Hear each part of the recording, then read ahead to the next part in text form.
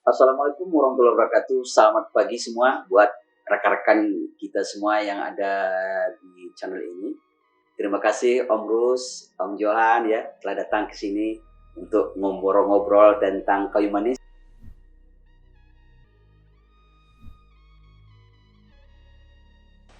Oh ya, salam. Saya juga dengar Om Rus ini cerita tentang Pak Permadi ya, dosen Fakultas Ekonomi. Salam dari Perpum Kopi Kerinci di rumah produksinya di Kemantan Kerinci. Perkenalkan saya Gunariyadi selaku owner Perpum Kopi Kerinci dan Perpum Kayu Manis. Sedikit kita berbagi informasi tentang kayu manis Kerinci. Kayu manis Kerinci atau juga bagian dari yang ada di Bangko itu merupakan jenis cinnamon Burmani. Jadi kayu manis ini ada dua, ada cinnamon Ceylon, ada cinnamon Perun. Jadi kita di Kerinci ini adalah cinnamon Burmani. Sistem panennya pun berbeda dengan di negara lain seperti negara di Thailand. Kalau Thailand itu mengenal window harvest atau panen secara jendela pada ukuran tertentu. Tapi kalau di Kerinci dan di Bangko itu panen secara selektif, tebang. Jadi mereka ditebang sesuai dengan cash money yang diinginkan oleh petani. Di Kerinci saat ini kayu manis memang menjadi primadona, mengalahkan kopi Arabica dan Robusta. Jadi tidak heran kalau di sini itu kalau punya kebun 1 hektar umur 20 tahun itu sudah ada cash flow sekitar 500 juta. Harga 500 dengan rate harga 50.000 per kilo. Nah, dari situ petani ini di Kerinci memang belum banyak tahu tentang metode pengolahan pasca panen kayu manis. Mereka hanya sebatas pengikisan, kemudian dijemur, kemudian di packing dan dijual ke pedagang-pedagang lokal yang ada di Kerinci. Sebetulnya ini bisa dimanfaatkan yang lebih bagus lagi. Kita bisa mengolah berbagai macam olahan. Salah satunya sirup kayu manis.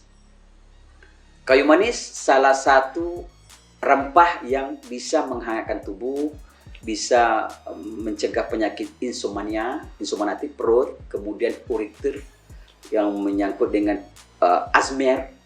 Asmer itu istilah dokter ya, itu gemetar-gemetar. Sirup kayu manis salah satu olahan yang ada di Kerinci yang telah dipasarkan juga di berbagai daerah di Kerinci. Saya punya pengalaman pengolahan kayu manis ini mungkin sama dengan pengolahan pangan lainnya seperti sirup jeruk kunci, kemudian sirup jahe. Itu ada perlakuan-perlakuan khusus. Jadi mungkin secara detailnya saya juga tidak tahu. Berapa bagian yang bisa kita manfaatkan adalah kulit kayu manis, atau kita juga bisa memanfaatkan ranting atau daun. Jadi permulanya kayu manis, kalau kita bahan bakunya itu kayu manis utuh, kita bisa menggunakan campuran kayu manis, kemudian gula, air, dan asam benzoat. Jadi permulanya kalau saya kasih bocoran sedikit, kalau kita ngambil kayu manis itu yang kualitasnya bagus, itu 2 kilo, gulanya itu sekitar 25 kilo, airnya 40 liter, asam benzoat atau benzoat asid itu 0,1%. Jadi ini proses perebusan. Direbus alat-alat yang kita butuhkan, dandang, kemudian tungku api, spatula, kemudian alat pengaduk pada suhu temperatur lebih dari 150 derajat Celcius.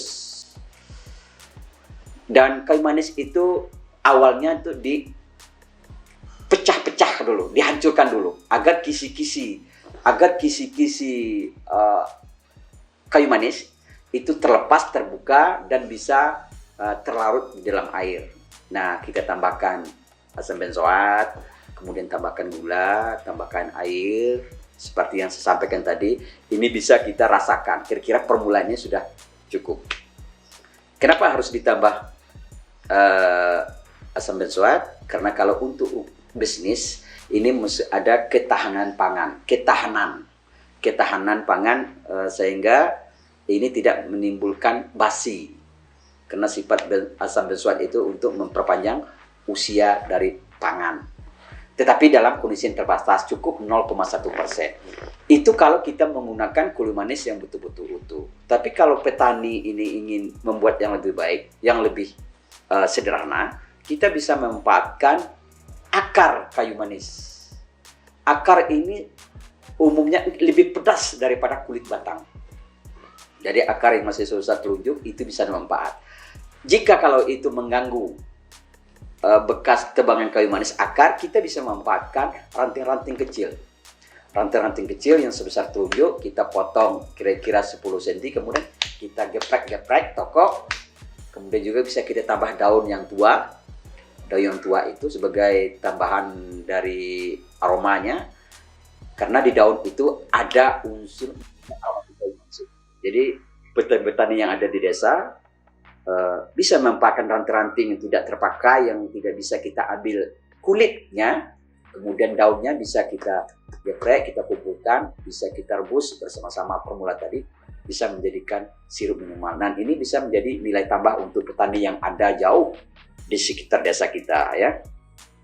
Kemudian saya juga pernah, tapi di luar konteks sirup kayu manis, kami juga pernah melakukan penyulingan daun-daun kayu manis yang tua, tetapi memang rendemennya kecil dibanding dengan kita menyuling kulit batang.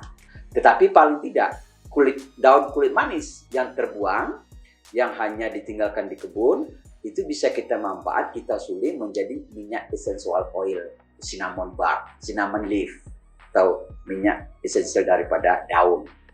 Nah, itu salah satu olahan yang bisa kita terapkan untuk kayu manis. Kemudian, lain pada itu, satu batang kayu manis itu tidak hanya terlepas dari daun, ranting, atau kulit, tetapi juga batang. Batang kayu manis ini punya manfaat yang banyak. Batang kayu manis ini menghasilkan aroma terapi yang bagus. Nah, kalau kita mau, pastilah ada. Kalau di Jambi ini pasti banyak orang kaya yang ingin rumahnya itu nuansa-nuansa kayu manis. Ini bisa kita jadikan perabot-perabot rumah tangga itu dari kayu manis. Misalnya kursi tempat tidur, kotak tisu, itu yang berbahan kayu manis. Dan tidak perlu kita lakukan sentuhan kimia seperti kasepultur, natural. Nah, ini akan memberikan nuansa aroma yang bagus di rumah kita. Kemudian kayu manis ini juga bisa kita komersilkan. Kalau memang kayu tidak sebagai kayu api, kita bisa jadikan sebuah karya palet. Jadi palet untuk gudang ini juga bisa kita buat untuk menghasilkan cash flow petani. Satu palet itu bisa bernilai Rp100.000. Karena saya dapat cerita dari teman saya di Kerinci yang memproduksi palet itu untuk ekspor keluar 100% ingin dari kayu manis karena aromanya itu lebih bagus. Oke, itu Pak Ros yang bisa saya share ilmu tentang kayu manis dan pengolahannya. Nanti bisa kita sambung lagi. Lebih dan kurang mohon maaf. Assalamualaikum warahmatullahi wabarakatuh. Bye.